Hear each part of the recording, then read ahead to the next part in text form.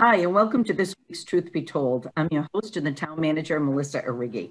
We have a great show today and one I'm really excited about. And hopefully if you follow us on Twitter, you follow me on Twitter, you can see who is on today, and I know you can certainly see them, but I'm still going to read you this off my Twitter post. They used to be the third floor staff. They work hard, but also laugh. Even while the workload grows, their positivity and teamwork flows. They take pride in what they do and are always here to help you. You will soon hear what they know, because right now it's the Lisa, Connor, Chris, and Tiff show. So welcome, you guys. I'm psyched to have you here. I know you were a little bit eerie, or I don't even know what word to use when I first said, I don't know, was it a month ago? You guys were all coming on the show together. And I believe Connor, who is the newest addition to our team, Connor, I believe you almost tried to be out of the office this morning. Yeah, I had to rearrange some stuff in order to be here. I wouldn't miss this for the world. No, there's that positive attitude I was just talking about. So the reason I wanted to have you four on is because you do so much and you are such an awesome team here, and you are right in the town manager's office, and you also support the select board members, but not everybody sees you. Certainly residents that come in and the regulars that come to visit us, and we'll see more of that in a minute, but you work a ton behind the scenes with all the emails, and Lisa Johnson, you do so much work with the restaurants and the license and the liquor license holders, but for everybody else in the community, they might not know. So I'm not sure who the brave one is going to start, but I think it's going to be Lisa Johnson, because she has actually worked for the town the longest. Lisa, tell us just a quick overview of your, how long you've been here and what you do predominantly. Sure. So I've been here for 23 years. Seems like just yesterday I started. And like you said, my main job is doing the licensing, liquor licenses, food licenses. Those take a big chunk out of my day and what I do. But also other types of licensing, taxi cabs, underground storage, also do the, the insurance claims that come in, as well. Restaurants, Lisa. Yeah. About how many restaurants and bar establishments do you have to deal with every year? So as far as the liquor licenses go, it's about 135, but then there's another, couple of hundred that don't have liquor licenses. They just have food licenses. And you also process all our bill payments. You do payroll. You wait on the customers as they come in. And sometimes I must say there's some interesting conversations going out on that main floor as you deal with people. And I show everybody one right now. Chris Badot, unbeknownst to me, you became known for some of these dog visits. And we're showing one right now that is so funny, because for a lot of you that watch your local government access channels, you're going to recognize this guy. You may even recognize the dog Gus. So tell us about how this started. And then I'd also like you to go into a little bit of what you do for the town in your role. So actually that started with Gus. That was my first dog visit. I posted it to All Things Plymouth, and it took off from there. People started to come in with their dogs, and it's been a lot of fun for us. About how many visits? Oh, we've probably had 30, 35 visits. Yeah, that's great. All kinds of dogs. Yeah, I bet. Certainly, this is one of the largest, I believe, that you've seen. Yes, it is. Chris, tell us a little bit about what you do, both for town management and what you do directly with the select board members. So I'm the selectman's assistant. They don't hold office hours, so I kind of run the ship while they're not there. I set up their meetings, set their agendas. I take the minutes at the meetings, keep the records. I work with Lisa on the license approvals. Excuse me. I take calls from residents that have issues and just kind of filter those through the correct departments. And the picture I'm showing right now, just while I have the two of you, or that they're showing, it's Tiffany and Lisa with a bunch of teddy bears. Now I kind of remember this from 11 Lincoln Street. It was a fundraiser, but Tiffany, what was this all about? Oh goodness, you're really putting a lot of trust in my memory. I believe it was one of our select board members had a program, and these teddy bears, I think, and Lisa, correct me, I feel as if they were to be given to the police department to give out from their cruisers. Does that sound right? Yes, that's right. Yep. So people, we had them. I believe people purchased them. The money went. I'm not sure what it went to. It went to some something to do with the Moose Lodge, I think. But anyway, yes, those beers were going to end up in the trunks for the police department to give out to kids and stuff when they went to different calls. Now, your office was packed, Lisa, as I recall, with these teddy bears. Huge collection in there. And this is why I think it's amusing that you took this picture. And Lisa, you keep like an archive photo book, don't you, of through the years and your, what'd you say, 23 years? Yes, yes, yes. We have lots of fun pictures. And how many, sitting next to the selectman's assistant right now, how many selectman's assistants have you worked with? Oh, goodness. Now you put me on the spot. It's what I do. Right. I'd say about 5 or 6. Wow. Yeah, that's great. Yeah. Now I want to talk a little bit with you, Tiffany, because you've held a couple roles here, but you've loyally stayed in the town manager's select board office. So tell us a little bit about your background and how long you've been here. So I've been with the town for about 15 years. I started out as the select board's assistant for about 8.5 years, and then I transitioned to a town manager's assistant in the office. I work on the town's leases, license agreements, whenever anyone's using town property. I work on parking and traffic task force items. I work with the town's art and history collections committee. I work on the town as the town's insurance liaison for making sure that all of our properties are covered appropriately. And then I think we all do a little bit of, citizen complaints, requests, facilitating communication between departments, et cetera. So one of the things that when we first brought you into that new position that we really needed help with is I don't think that the residents and the taxpayers know how much public property they actually own that is leased out, whether it is down at Sandy's restaurant on the beach, whether is it probably a lot of restaurants that they go to right on the waterfront. Somebody has to oversee that in almost like a property management capacity. And we have not always done the best job with trying to manage that, but you were able to get that whole database really into good shape and start to track if the town is paid on time, when those leases need to be changed, what do we need for uniform language. Do you think that you have in many ways turned around the system that we had when you first took over the job? I do think that it's much more organized. There's always more work to do to try to stay on top of everything. I would never kind of rest on, having things organized. Things can always be better, but I definitely think we have a better handle on the properties that we lease out to, private operations. And as you said, we have, most of the properties that are on Town Wharf, from East Bay Grill to Wood Seafood to the Shanty Rose to Plymouth Harbor Fuel. Those are all town-owned properties that are leased by private entities. We also have Sam Diego's right in the heart of downtown. That's also town-owned property. The town owns both the land and the building, and we lease that to Sam Diego's. We also own the Spire Center. We lease that to Greater Plymouth Performing Arts Center.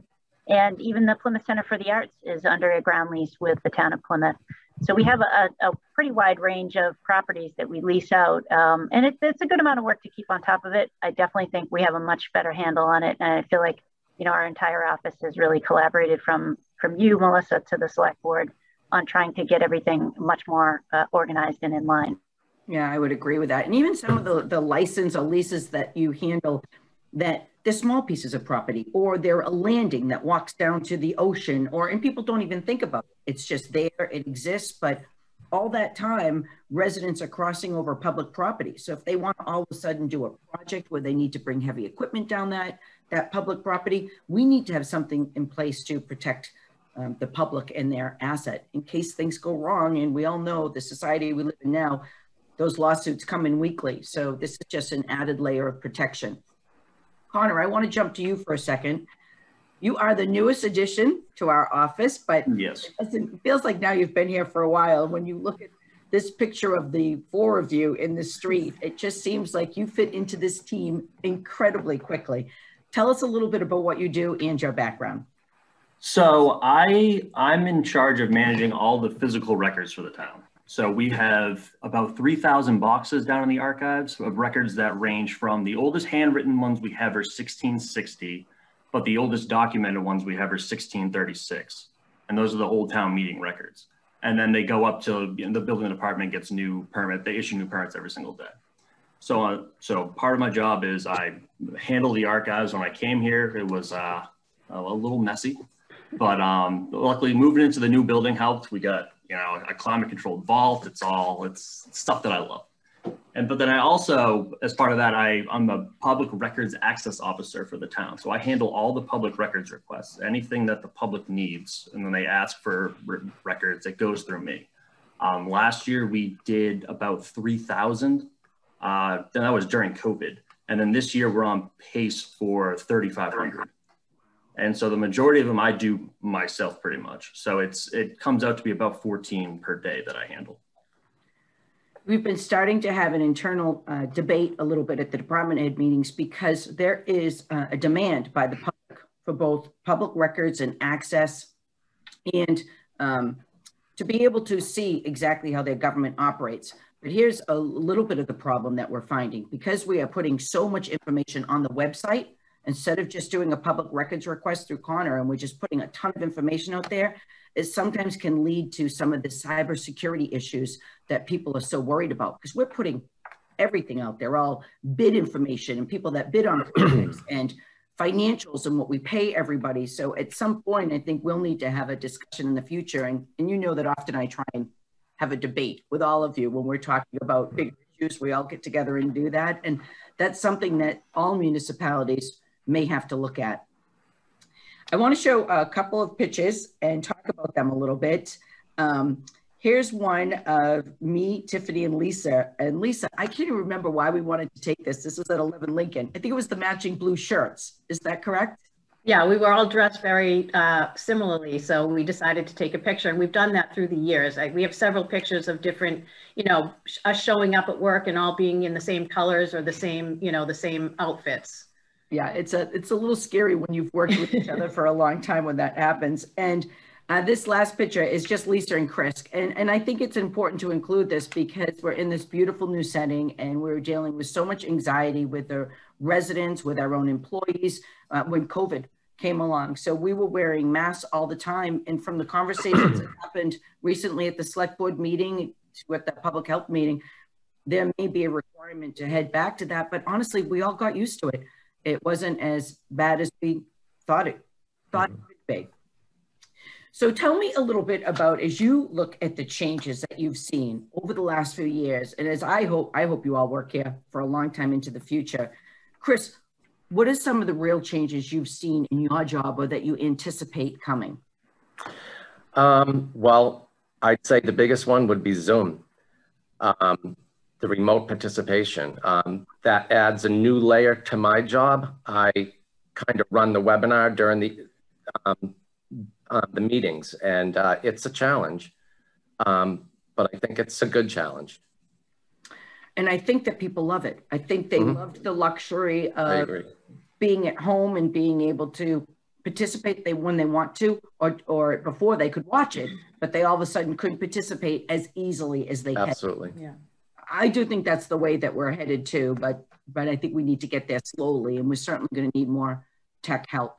How about you, Connor? What do you see as you look down the road for Plymouth and your job, and not just public records requests, but archives and all of that we have going on? And I'd love you to mention 11 Lincoln too, and how we still have access there and what you hold there. So we, at 11 Lincoln Street, which is now the school committee, we have, in the old archives, we still have room for we've got a ton of maps that what we do is we go by the state's municipal retention schedule. That sets a time frame for when you can get rid of documents pretty much. Maps are permanent. So every map that the building department's ever received or any kind of plan that, you know, planning board, ZBA, we have to keep them forever. And at a certain amount of time, at a certain point, we're going to run out of physical space. In the archives, I probably have 5 years worth of space left. And going forward, we're going to need to digitize and make the records available. Because if during COVID, you know, like the town hall shut down pretty much. You know, we were working from home, but I, as the records access officer, I only had so much access to certain records. Luckily, all the septic permits were already digitized and I was able to access them remotely. But other towns other towns in the Commonwealth will have on their, we have the GIS that I don't know if Joe Young talked about when he was on, but you pull up the GIS, you click on your property and there's a link saying related documents. And if you want to see your septic system, where that is, your building plans, your plot plan, it would all be digitized and all up on GIS or at least somewhere. Because that's what I learned from COVID is that there's, like Chris was saying with the remote participation, the public needs to participate remotely when they want to access records as well. And I think going forward, it's important for the public, but also for staff to be able to access things remotely. And if we set on I guess you call it a path for digitization, I think it's going to make everyone's lives a lot easier going forward. And Connor, you're looking at a project for us right now, aren't you? You reached out to, was it Barnstable? Barnstable, yep. The new Director of Inspection Services, Nick Mayo, down in Dennis, he did something very similar to what they're doing in Barnstable. I reached out to them. They were able to get funding through the federal government, through the CARES Act, I believe. Mm-hmm. But yeah, so they're working with a couple vendors to kind of get the ball rolling. They're in the real early stages of it, but it's definitely something, it's something you're going to have to look into. We're going to have to look into, because that's just the way the world's going. You know, everything's going to be digital at some point. And we do have some funding left over for that CARES Act. So we do get a cost for that. It's something that I'd love to start to do more and more of it, because you're right. It's what we're going to need to do, not just because of space, but because of demand. How about you, Tiffany, as you look down the road in what you do here in the office, what changes do you see on the horizon for us? And where do you think, where are areas that you would love to work on if we had time? Well, I think one of the, kind of going back to your original question, I think that one of the things that I've seen changed over my time here with the town is how social media has affected things, and also access to information, whether it's, you know, the internet or emails. Over time, I feel like, you know, these things that have made things more convenient also drive an appetite for more information more quickly.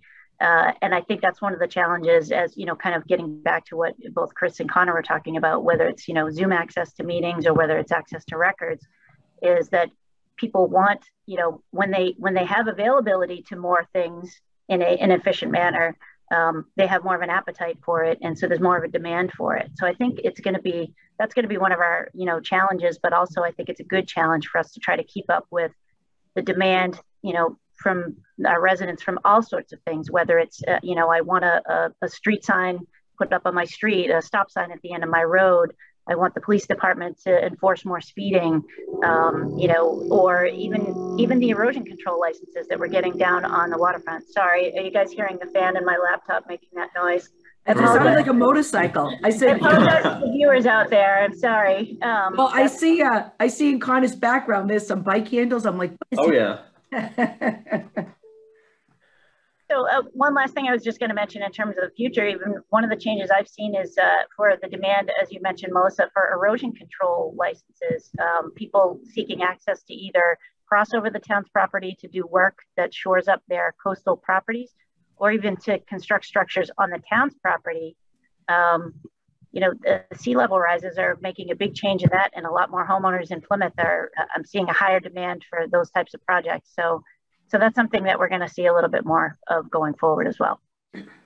Thanks. And Lise, how about you? And I know you're going to bring up a subject that we've talked about on this show, that we've talked about all summer, and it's coming up again. But what do you see for changes to the road? And tell us what you're looking at, what you'd like to work on. Mm-hmm.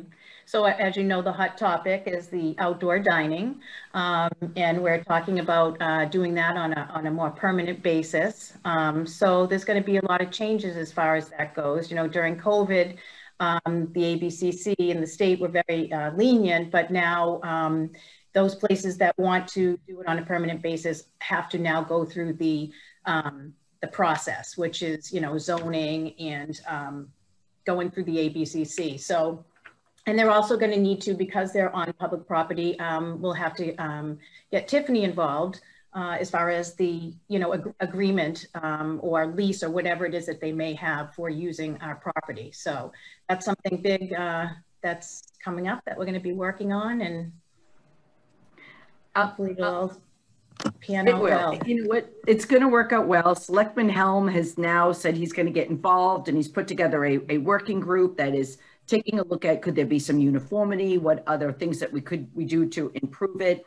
I think the majority of people like it. Certainly, like anything, it can be improved, but I mean, you have to start somewhere. So I think that this year and last year were good efforts to pull together something quickly. So once a year, I know that the fourth floor staff here try and do something together. So I think somebody said forget the administrative day, and I'm pretty sure now that I'm bringing up, I forgot it this year. But you all try and do something together once a year, don't you? And I think that part of what works with our group is that it is a good working relationship. And in public sector jobs, usually there's one person that does that role. So Connor does the public records requests. Lisa is the only one that can do the licensing. Chris is the only one that can set those agendas and post them. And that can be really hard when someone is out. But slowly what I've watched all of you do is migrate a little bit and collaborate. And you can do not just the basics of each other's jobs, but quite a few roles. When did you first start coordinating that? Because it wasn't done with me. It wasn't done because I asked you to. You really just started to do it on your own. I think we needed to when people go on vacation or out of the office, you have to rely on your coworkers to be able to pick up some of the slack when you're gone. So on our own, we just kind of show each other a little bit of what needs to be done. And right through that, you just learn. Well, I want to thank you for doing it, because it certainly makes it run much more smoothly. And I will say this for the people that are watching the show: this group of dedicated employees, I catch them checking their email on the weekends. They'll text me back on a Saturday night. Not that I should necessarily be reaching out to them for work-related things on the weekends, but so I'm going to thank you all publicly here because it's incredibly helpful. That is all the time we had. Now that wasn't too bad, right? I told you each it was about go by quickly. The last couple of minutes of the show, I do a quick spotlight on an issue, and Tiffany brought one up earlier that I thought I would just mention. And that is the select board's resolution to declare a climate emergency. They really are doing more and more when it comes to environmental projects in this town. We are a seaside community. We are having some issues when it comes to coastal flooding, climate change, what could happen down the road. And the select board looks like they're going to not just declare this climate emergency, but and all the indications are they're also going to set it as a goal for all of us, not just the staff here today, but town-wide for the employees to help find ways to improve that. So it's something I think this town can be proud of. So thank you, everybody, for joining me today. Now we're going to get you back to work in the office. And for all the viewers out there, thanks for watching. We'll see you again next week on Truth Be Told.